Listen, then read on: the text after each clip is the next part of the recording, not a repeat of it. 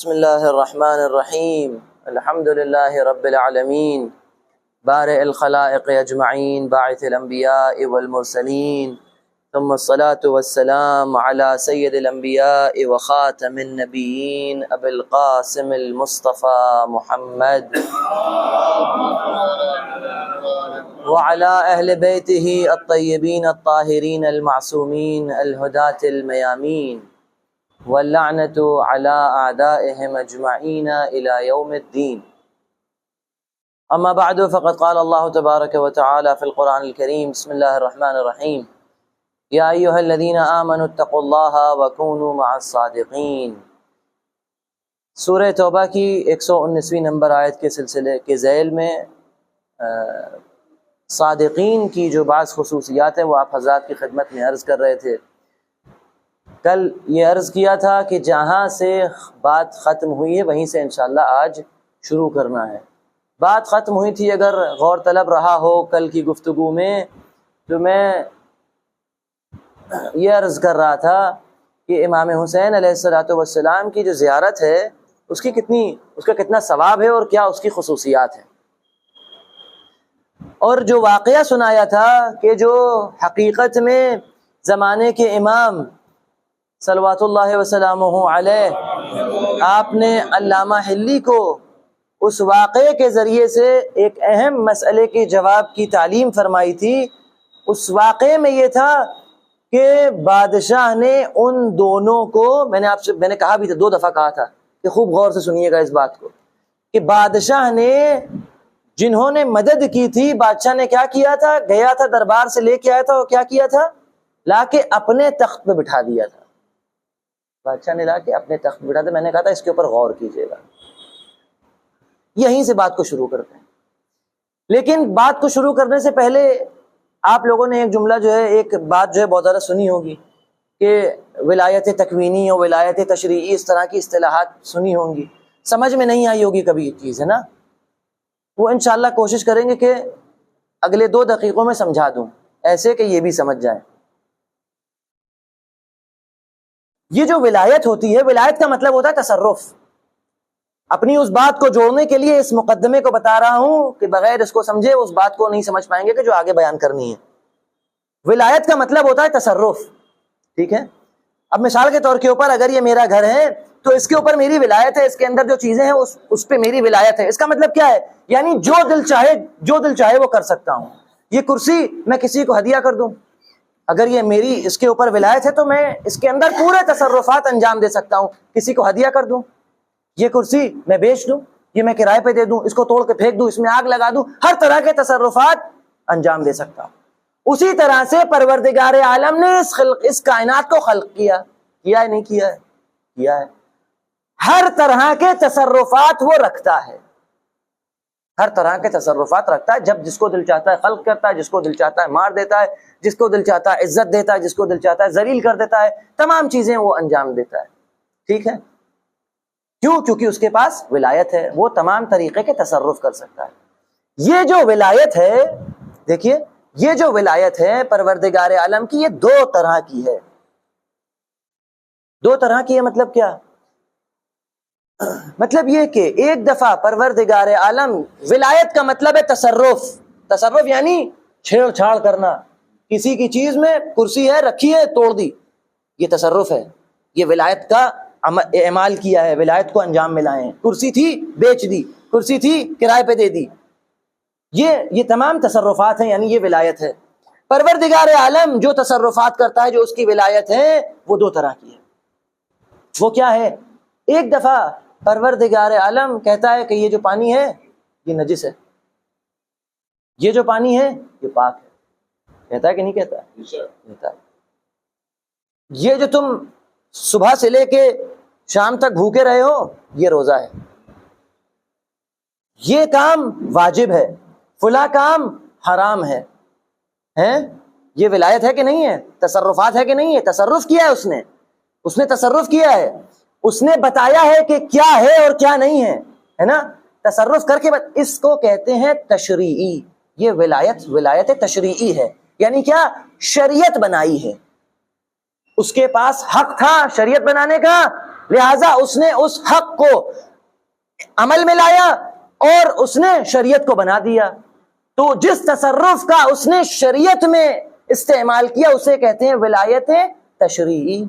تشریعی ولایت ہے. فلاں چیز واجب کر دی، فلاں چیز حرام کر دی، ہے نا، یہ تشریعی ولایت ہے.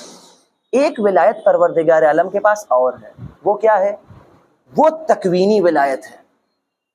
یہ کیا چیز ہوتی ہے؟ تکوینی ولایت یہ ہے، اب آپ جو ہے ایک ڈنڈے کو لیجئے اور اس کو ایک پتھر پہ مارتے رہیے، دیکھیے کتنے چشمے پھوٹتے ہیں. کوئی چشمہ نہیں پھوٹے گا، کوئی چشمہ نہیں پھوٹے گا. لیکن پروردگار عالم نے اس ولایت کو عمل میں لایا اور جب چشمے پہ، جب پتھر پہ وہ عصا پڑا تو اس میں سے 12 چشمے پھوٹ گئے. یہ 12 چشمے پھوٹ گئے. یہ کون سی ولایت تھی؟ یہ تصرف کیا کہ نہیں پروردگار نے؟ تصرف کیا، اس میں تصرف کیا. یہ کون سا تصرف تھا؟ یہ تکوینی تصرف ہے. تکوین کائنات سے نکلا ہے. کون سے نکلا ہے؟ کون یعنی کائنات. کہتے نہیں ہے مولا کونین ہے، مولا کائنات. کائنات یعنی جو کچھ بھی ہے.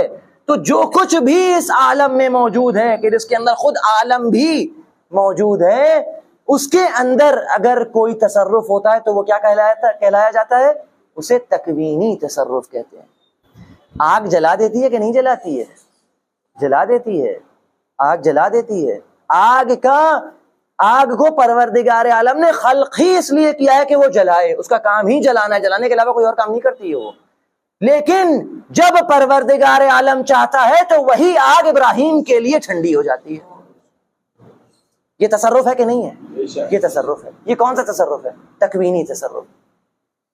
جب پروردگار عالم کا نبی چاہتا ہے کہ دریا سے عبور کیا جائے اور کوئی راستہ نہیں ہے تو وہ ایک عصا دریا پہ مارتا ہے اور اس میں سے راستے بن جاتے ہیں. یہ کیا ہے؟ یہ تکوینی تصرف ہے. جب نبی کو اطمینان حاصل کرنا ہوتا ہے اور نبی کہتا ہے پروردگار ایمان تو رکھتا ہوں لیکن چاہتا ہوں قلب مطمئن ہو جائے، تو کٹے ہوئے پرندوں کو واپس پلٹا دیتا ہے. یہ کون سا تصرف ہے؟ یہ تکوینی تصرف ہے. تو 2 چیزیں پتہ چلی ہم کو کہ پروردگار عالم کے 2 طرح کے، میں بالکل تفصیل نہیں بیان کر رہا ہوں، بالکل ایک دم بریف میں اس بات کو عرض کر رہا ہوں پورے اختصار کے ساتھ، کہ 2 طرح کے تصرفات ہیں. ایک منزل تک پہنچانا ہے، اس بات کو کنیکٹ کرنا ہے. 2 طرح کے تصرفات ہیں. ایک تشریعی ہے کہ کیا واجب ہے، کیا حرام ہے، کیا مکروہ ہے، کیا مباح ہے، کیا مستحب ہے، کیا طلاق ہے، کیا نکاح ہے، کیا خریدنا ہے، کیا بیچنا ہے، کیا جو ہے ربا ہے، اور کیا تمام چیزیں طہارت و نجاست سے لے کے دیات تک، یہ سب کے سب چیزیں، یہ تصرفات کون سے ہیں؟ تشریعی ہیں. اس کے علاوہ جو عام چیزوں میں تصرفات ہیں یہ کیا ہیں؟ یہ تکوینی تصرفات ہیں. کہ جب پروردگار عالم کے نبی پر کوئی ایمان نہ لائے اور درخت میں سے آواز نکلنے لگے، یہ کیا ہے؟ یہ تکوینی تصرف ہے. جب وہ نبی ایک اشارہ کرے اور کیا ہو جائے، اور چاند کے 2 ٹکڑے ہو جائیں، تو یہ تکوینی تصرف ہے. جب اس کا ولی اشارہ کرے اور سورج پلٹ کے واپس آ جائے تو یہ تکوینی تصرف ہے. جب اس کا ولی نماز پڑھا دے تو وہ مر جائے، ٹھوکر مارے تو زندہ ہو جائے، یہ تکوینی تصرفات ہیں. یہ تمام کے تمام تصرفات تکوینی تصرفات ہیں. اب آئیے کہ جو علامہ حلی سے گفتگو کی تھی وہ کیا تھی؟ اس کے اندر بادشاہ نے کیا کہا تھا؟ کہا تھا کہ اس کو بٹھاؤ. کہاں پہ لا کے بٹھاؤ؟ دروازے سے لے کے آئے اور اپنے تخت پہ بٹھا دیا. اسی طرح سے پروردگار عالم نے بھی ان کو ابدیت سے اٹھایا اور ولایت تک پہنچا دیا. ولایت کی مکمل ولایت عطا کر دی. بادشاہ نے کیا کیا تھا؟ اپنی جگہ پہ بٹھایا تھا. اپنی جگہ پہ بٹھایا تھا اس کا مطلب یہ نہیں کہ خود استعفا دے کے کنارے ہو گیا تھا، نہیں، بلکہ بتایا تھا کہ ان کا مقام یہ ہے، ان کا مقام یہ ہے. اسی طرح سے یہاں پر بھی جب امام حسین علیہ السلام کی بات آتی ہے تو مکمل ولایت ہے. اچھا، اب جب بات اتنی کہہ دی ہے تو 2 باتیں اور کہیں، اس کے بعد پھر انشاءاللہ مصائب کی طرف آگے بڑھیں. وہ بات کیا ہے؟ امام حسین علیہ السلام کی ایک تنہا ایسی ذات ہے، 14 معصومین میں بھی نہیں ہے یہ چیز، 13 معصومین میں نہیں ہے. کچھ چیزیں ہیں کہ جو آخری معصوم میں پائی جاتی ہیں لیکن انشاءاللہ کبھی اور اس کو عرض کیا جائے گا. ابھی جو بات چل رہی ہے وہ صادقین کے ابرز مصداق امام حسین علیہ السلام کے اوپر ہے، لہذا کچھ چیزوں کی طرف آپ حضرات کی توجہ دلانا چاہتے ہیں. وہ کیا ہے؟ وہ یہ ہے کہ امام حسین علیہ السلام ایک ایسی ذات ہے تمام معصومین میں کہ جن کے لیے پروردگار عالم نے تشریعی احکام بھی الگ بنائے ہیں اور تکوینی چیزیں بھی ان کے لیے الگ ہیں. کہیں بھی یہ چیز آپ کو نہیں ملتی، کہیں بھی یہ چیز آپ کو نہیں ملے گی. مٹی کھانا جائز ہے کہ نہیں ہے؟ مٹی کھا سکتے ہیں؟ حرام ہے مٹی کھانا یا نہیں ہے؟ حرام ہے. مٹی کھانا حرام ہے. کس نے کہا حرام ہے؟ اللہ نے کہا. کس ولایت کا تصرف کیا؟ حرام ہے. تشریعی ولایت کا تصرف کیا کہ مٹی کھانا حرام ہے، مٹی کھانا حرام ہے.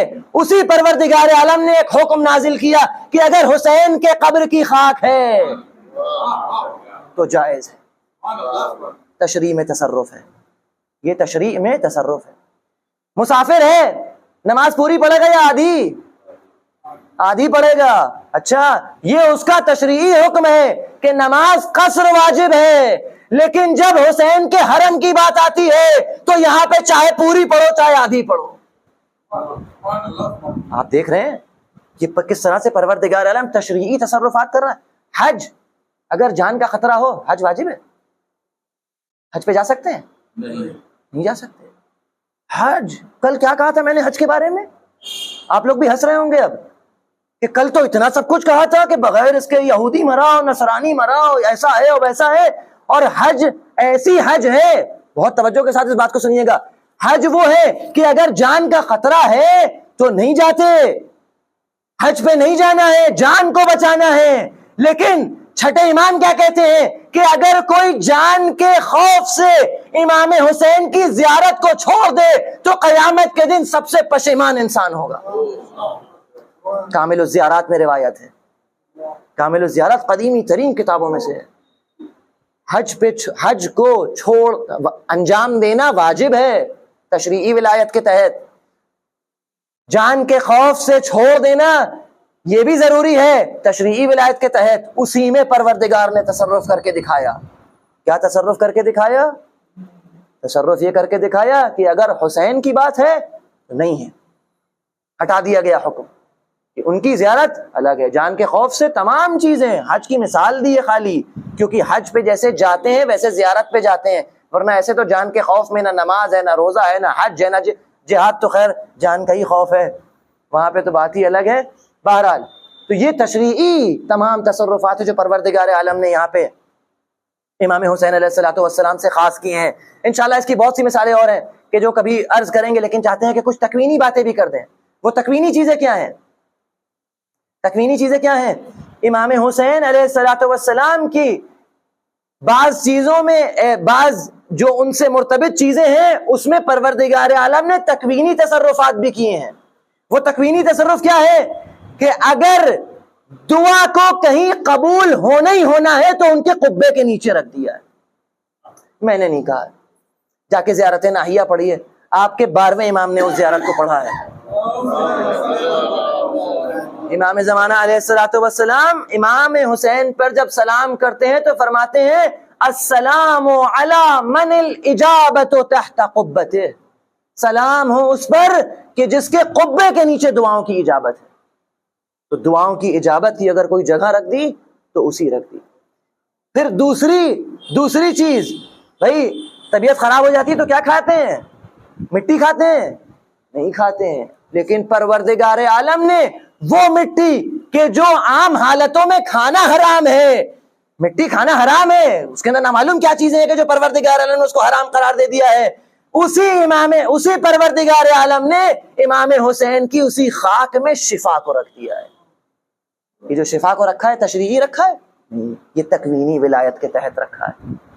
یہ تکوینی ولایت کے تحت رکھا ہے. تمام طریقے کے جو تصرفات ہیں وہ امام حسین علیہ السلام سے خاص کرتی ہیں. ایک تکوینی چیز اور ہے، وہ کیا ہے؟ وہ یہ ہے کہ امام حسین علیہ السلام کا صرف نام لے، کوئی نام لے، دیکھیے یہ عجیب چیز ہے، اگر کل کسی کے باپ مرے ہوں نام لے لے آنکھوں میں آنسو نہیں آتا، لیکن امام حسین کی ذات وہ ہے کہ صرف نام لے لے اور مومن کا دل چھلک جاتا ہے، آنکھیں بھر جاتی ہیں۔ یہ تشریعی ہے۔ دیکھیں سب کی آنکھوں میں آنسو ہیں، سب کی آنکھوں میں آنسو۔ یہ تکوینی پروردگار عالم کا تصرف ہے۔ امام حسین علیہ السلام کی جو ذات ہے، یہ کون سی ذات ہے؟ یہ عجیب ذات ہے، یہ استثنائی ہے۔ لہذا آپ کو ایک واقعہ سنا ہے، ابھی ہمارے پاس انشاءاللہ وقت ہے۔ وہ واقعہ یہ ہے کہ گزشتہ زمانے میں نجف میں جو ابھی بھی ہوتا ہے، آپ نے دیکھا ہوگا کہ جو عربوں کا عزاداری کا جو طریقہ ہے وہ یہ ہے کہ وہ مشعلے لے کے چلتے ہیں، مشعل جس کو کہا جاتا ہے، مشعل، اس کو لے کے چلتے ہیں، اور اس کے اندر عجیب طریقے کا کوئی تیل ڈلتا ہے۔ کیا ہوتا ہے کہ اس سے جو ہے ایسا دھواں نکلتا ہے کہ وہ ایک دفعہ گزر جائے تو وہ پورے علاقے کو کالا کر دیتا ہے۔ یہ آیت اللہ بہجت نقل کرتے ہیں آیت اللہ نخودکی کی زبانی، کہ اس زمانے میں جو نجف کے بزرگ مرجع تھے ان کے پاس جو ہے کوئی پہنچا اور اس نے کہا کہ یہ جو عزادار ہیں یہ اس طرح سے جلوس نکالتے ہیں، مشعلیں روشن کر دیتے ہیں اور ایک ایک کے ہاتھ میں دو دو مشعلیں، اور جو ہے اتنی بڑی تعداد ہوتی ہیں۔ ایسا ہو جاتا ہے کہ جب یہ جلوس چلا جاتا ہے تو تمام جو اس علاقے کے رہنے والے لوگ ہیں ان سب کو اپنے گھر دوبارہ رنگنا پڑتے ہیں۔ بتائیے کتنا بڑا نقصان ہوتا ہے لوگوں کا، اور جو لوگ ہیں وہ ان چیزوں سے پریشان ہیں۔ تو کہا کہ میں کیا کروں؟ کہا کہ آپ فتویٰ دیجئے۔ مرجع وقت سے یہ کہا کہ آپ فتویٰ دیجئے کہ امام حسین کی عزاداری سے اس چیز کو کم کر دیا جائے۔ تو آیت اللہ بہجت اس بات کو نقل کرتے ہیں، فرماتے ہیں کہ انہوں نے کہا کہ دیکھو یہ ایک ایسا مسئلہ ہے کہ حسین جانے ان کے عزادار جانے، یہ استثنائی چیز ہے، اس کے اندر نہیں، اس کے اندر کوئی نہیں بولتا ہے، اس کے اندر کچھ نہیں بولتا ہے، کوئی نہیں بولتا ہے، کوئی بھی اس کے اندر نہیں بولتا ہے۔ لہٰذا ابھی بھی آپ آیت اللہ سیستانی کی ویب سائٹ پہ جا کے دیکھیے تو انہوں نے کیا لکھا ہے۔ انہوں نے کہا ہے کہ جس بھی منطقے میں، جس بھی علاقے میں جس طرح سے اس کی رائج عزاداری ہو رہی ہے، شائستہ ہے کہ وہ انہی انداز سے، اسی رائج طریقے سے اپنی عزاداری کو انجام دے، یعنی نہ کچھ کم کرے نہ کوئی بڑھوتری کرے۔ یہ امام حسین علیہ السلام کا جو مسئلہ ہے یہ الگ مسئلہ ہے۔ جہاں تک یہ حج کے واجب ہونے کا بات ہے، میں نے کل آپ کی خدمت میں وہ تمام روایات جو تھیں اس میں سے بعض پڑھی تھیں کہ جس کے اندر امام حسین علیہ السلام کی زیارت کے اوپر تاکید کی گئی۔ انہی روایات کو دیکھ کے ہمارے بعض گزشتہ کچھ علماء جو معروف نہیں ہیں لیکن بزرگ علماء میں سے ہیں اور 30 40 جلد کی ان کی فقہی کتابیں ہیں، انہوں نے امام حسین علیہ السلام کی زیارت کو ایک دفعہ مستطیع کے لیے واجب قرار دیا۔ انہوں نے کہا واجب ہے، ان کا یہ فتویٰ ہے۔ اور بہرحال تو امام حسین علیہ السلام کا جو واقعہ ہے یہ عجیب واقعہ ہے، کیونکہ یہ وہ واقعہ ہے کہ جو بے نظیر ہے۔ یہ جو بے نظیر، آپ دیکھیے تمام انقلاب آئے، انقلاب دیکھیے آتے رہتے ہیں نا، خوب انقلاب آتے ہیں، کتنی جگہوں پہ انقلاب، پچھلے 400 سالوں سے ہم لوگ سن رہے ہیں کہ فلاں جگہ انقلاب آیا، فلاں ہمارے ہندوستان میں انقلاب آیا کہ نہیں آیا؟ جب انقلاب آیا تو کس طرح سے لوگوں کا انقلابی رنگ رہتا ہے، کس طرح سے وہ جو انقلاب ہوتا ہے وہ زور و شور پہ چلتا ہے اور سبھی اس انقلاب کی بات کر رہے ہوتے ہیں، اس انقلاب کے رہبر کی بات کر رہے ہوتے ہیں، لیکن دھیرے دھیرے جیسے ہی وہ انقلاب ختم ہوتا ہے، جیسے جیسے وقت گزرتا جاتا ہے، یہ انقلاب کم رنگ ہوتا چلا جاتا ہے۔ اکیلا ایک امام حسین کا ایسا انقلاب ہے کہ جیسے جیسے وقت بڑھ رہا ہے لوگوں کی تعداد بڑھتی چلی جا رہی ہے اور یہ اور زیادہ پر نور اور نورانی ہوتا چلا جا رہا ہے۔ یہ عجیب معجزہ ہے، یہ عجیب معجزہ ہے، کیونکہ عجیب جانثاری ہے، کچھ نہیں چھوڑا۔ کل واقعے میں عرض کیا تھا نا، کچھ نہیں چھوڑا کہ جو پروردگار عالم کی راہ میں نہ دیا جائے۔ عزیزوں، 4 محرم شب 5 محرم ہے، اور 5 محرم سے تمام بر صغیر کا جو طریقہ ہے وہ یہ ہے کہ اعزہ کے مصائب بیان کیے جاتے ہیں۔ اصحاب کا ذکر 4 محرم تک ہوتا ہے اور پھر 5 سے اعزہ کے مصائب جو ہیں وہ شروع ہو جاتے ہیں۔ ان عزیزوں میں جو سب سے پہلے مصائب بیان کیے جاتے ہیں وہ 2 چھوٹے چھوٹے بچوں کے مصائب ہیں کہ جو اپنے باپ کے ساتھ کوفے گئے تھے۔ ہاں عزیزوں، میں محمد اور ابراہیم کی بات کر رہا ہوں کہ جو جناب مسلم کے چھوٹے چھوٹے بچے تھے، جب جناب مسلم کی شہادت ہو گئی، مسلم قتل کر دیے گئے، ابن زیاد نے ایک دفعہ سوال کیا کہ مسلم جب کوفے آئے تھے تو اکیلے نہیں آئے تھے، ان کے ساتھ دو بچے بھی تھے، جاؤ ان دو بچوں کو ڈھونڈ کے لے کے آؤ۔ اب توجہ کیجئے کہ ابن زیاد جیسا شقی و ملعون انسان، کہ اس سے زیادہ خبیث وہ خود تھا، اتنا خبیث انسان، لیکن جب ان دونوں چھوٹے بچوں کے سروں کو اس نے اپنے سامنے دیکھا ہے تو مقتل میں یہ ہے کہ ممبر سے کھڑا ہو گیا، پھر بیٹھ گیا، پھر کھڑا ہوا، پھر بیٹھ گیا، پھر ایک مرتبہ حارث کا رخ کیا جس نے قتل کیا تھا، کہا میں نے تجھ سے یہ کب کہا تھا کہ ان بچوں کو قتل کر دے؟ میں نے تو کہا تھا ان کو اپنے پاس میرے پاس لے کے آ، اور اس نے حارث کو قتل کروا دیا۔ یہ ان بچوں کی معصومیت تھی کہ جو ان چہروں سے ننھے بنی ہاشم کے چہروں سے ٹپک رہی تھی۔ عزیزوں کہ بس مختصر بات ہو رہی ہے نا، تو مختصر مصائب بھی ہیں کہ کیا کہ جب ننھے بچے یہ رات میں چلتے تھے، دن بھر چلتے تھے اور رات میں کہیں سایہ دیکھ کے بیٹھ جاتے تھے، سمجھ رہے تھے کہ ہماری جانوں کو خطرہ ہے، کس طرح سے کہ ایک شہزادی کی کنیز اس کے گھر پہ پہنچ گئے۔ جب اس کو پتا چلا کہ یہ بنی ہاشم کے بچے ہیں، جب پتا چلا تو اس نے تمام کھانے کھلائے اور پانی پلائے، بچوں کو سیراب کیا، لیکن اس کا جو شوہر تھا وہ ابن زیاد کا درباری تھا، تو لہذا جب اس کے شوہر کا آنے کا وقت ہوا تو بچوں کو چھپا دیا۔ شہزادی اس کنیز نے، جو شہزادی کی کنیز تھی، ایک مومنہ عورت تھی، اس نے بچوں کو چھپا دیا۔ اب بچے چھپ گئے، ایک مرتبہ رات کا وقت تھا، شوہر بہت تھکا کیونکہ دن بھر اس نے بچوں کو ڈھونڈا تھا، تھکا ماندہ جب گھر پہنچا تو وہ آرام سے لیٹ گیا، سناٹے کا عالم تھا۔ آدھی رات میں کیا ہوا کہ محمد کی آنکھ کھلی، جیسے ہی محمد بڑے بھائی تھے، ابراہیم چھوٹے بھائی تھے، جیسے ہی محمد کی آنکھ کھلی ابراہیم کی بھی آنکھ کھلی۔ کہا اے ابراہیم میں نے خواب دیکھا ہے۔ ابراہیم کہتے ہیں میں نے بھی خواب دیکھا۔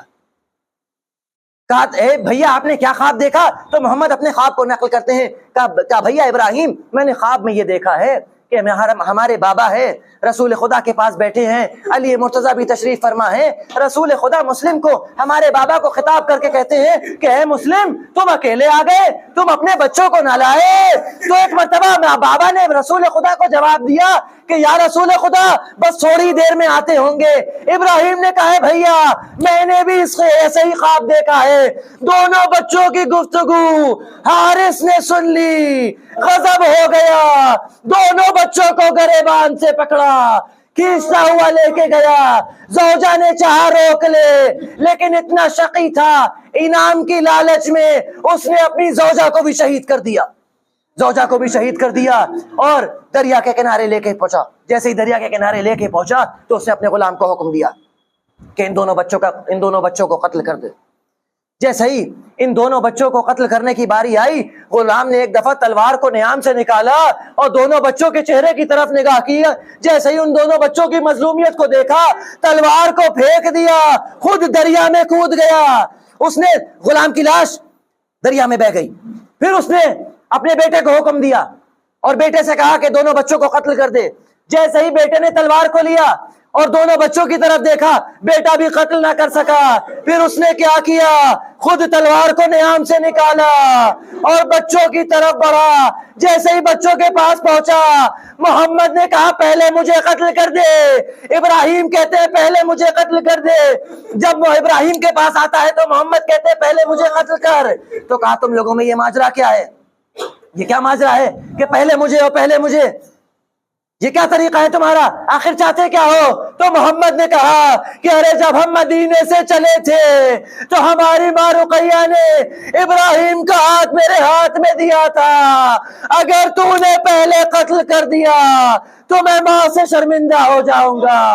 عزادارو، اس نے تلوار کو نکالا، ابراہیم کا سر تن سے جدا کی، محمد کا سر تن سے جدا کیا، لاش کو دریا میں ڈال دیا۔ مقتل کا جملہ یہ ہے کہ بہتا ہوا دریا تھا لیکن محمد کی لاش اس دریا میں ٹھہر گئی۔ اس دریا میں ٹھہر گئی. پھر اس نے ابراہیم کو قتل کیا, لاش کو جیسے ہی دریا میں ڈالا پھر دونوں لاشیں ساتھ میں بڑھی. عجب نہیں کوئی پوچھے کہ کیوں بڑھ گئی, تو موت کے بعد بھی محمد وعدہ نبھا رہے تھے کہ اے اماں تم سے وعدہ کیا تھا ابراہیم کا ساتھ نہ چھوڑوں گا, مرنے کے بعد بھی ابراہیم کو باہوں میں لے. الا ولعنۃ اللہ علی القوم الظالمین وسيعلم الذين ظلموا آل محمد عليهم السلام أي منقلب ينقلبون. إنا لله وإنا إليه راجعون. ربنا تقبل منا إنك أنت السميع العليم.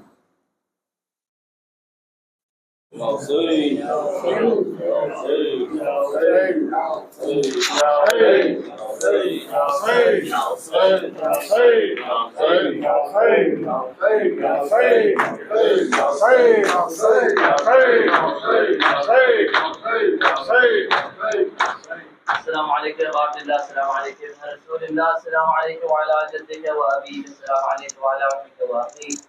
السلام علیکم وعلی الائمۃ من ذریتک و بنیک. السلام علی الحسین وعلی علی بن الحسین وعلی اولاد الحسین وعلی اصحاب الحسین ورحمۃ اللہ وبرکاتہ. السلام علیکم غریب الغرباء. السلام علیکم یا الضعفاء والفقراء. السلام علیکم یا شمس الشموس انیس النفوس ایها المدفون بارض الدوس. السلام علیکم یا سلطان العرب والعجم ابا الحسن علی بن موسی رحمۃ اللہ وبرکاتہ. الصلاۃ والسلام علیکم یا مولانا صاحب الفضل والنعمت. السلام علیکم سید القرآن. السلام علیکم ورحمۃ اللہ. السلام علیکم یا الانس والجان. اجل اللہ فرجک وسهل الله مخرجك ونورك وجعلنا من اعوانك وانصارك ورحمۃ اللہ وبرکاتہ. اللهم صل على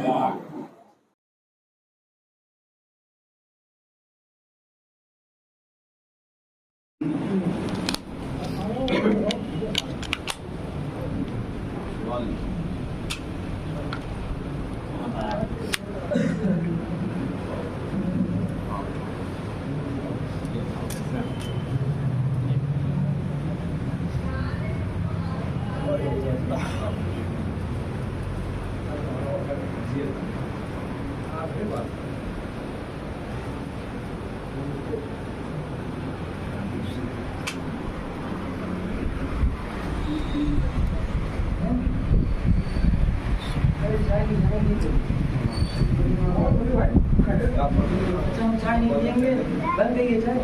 نہیں چائے اگر نہیں بنی تو نہیں بن پائے گی.